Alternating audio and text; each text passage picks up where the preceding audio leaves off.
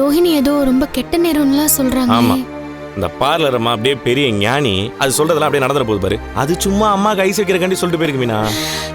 இல்லங்க, இருந்தாலும் என் மனசுக்கு ஒரு மாதிரியா இருக்கு.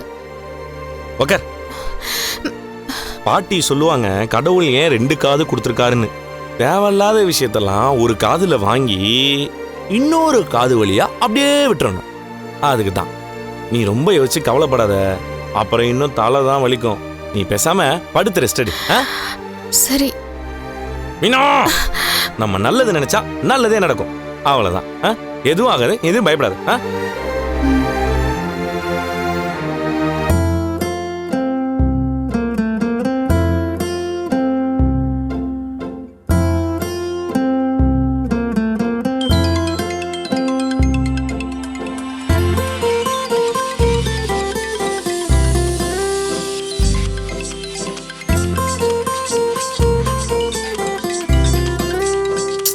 டேய், என்னடா மிட் நைட்ல போய் அலாரம் வச்சிருக்க?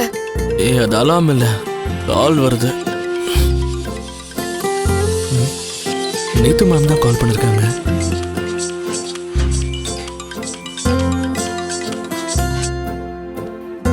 Yes ma'am.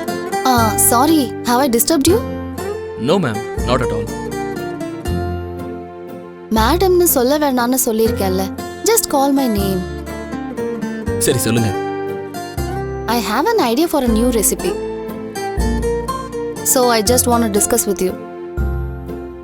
நைட்டு கூடவா ரெசிபியை பத்தி யோசிச்சுட்டு இருப்பீங்க?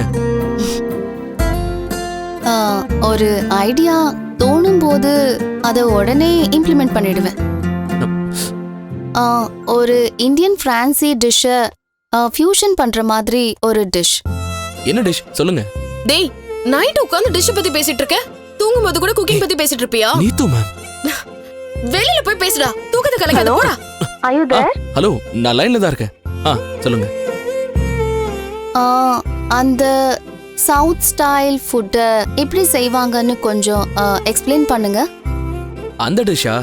அது ஈஸி தான். ஆக்சுவலா அதுக்கு கடுகு நிறைய போடணும், மிளகா அதிகமா வேணும், ஃபர்ஸ்ட் இஞ்சி பூண்டு, அதான் ஜிஞ்சர் கார்லிக். டேய் செஃப், அதெல்லாம் கொஞ்சம் அதிகமா தேவைப்படும். நைட் என்னடா இஞ்சி பூண்டுன்னு பேசிட்டு இருக்கற? அவன் இப்பதான் படுத்து தூங்கி இருக்கறான். அந்த பக்கம் பேசுறா, போடா. சாரி. டே ரவி, டேய் ஓடுகடி, ஏன்டா இப்படி கத்திட்டு இருக்கற? டே ரவி, கொஞ்சம் தண்ணி பிடிச்சு குடுறா. டேய், ஃபோன் பேசிட்டு இருக்கேன்ல. குடு, நான் பேசுறேன், நீ தண்ணி பிடி. போடா, நான் அந்த பக்கம் போய் பேசிக்கிறேன். சொல்லுங்க நீத்து, நான் லைன்ல தான் இருக்கேன்.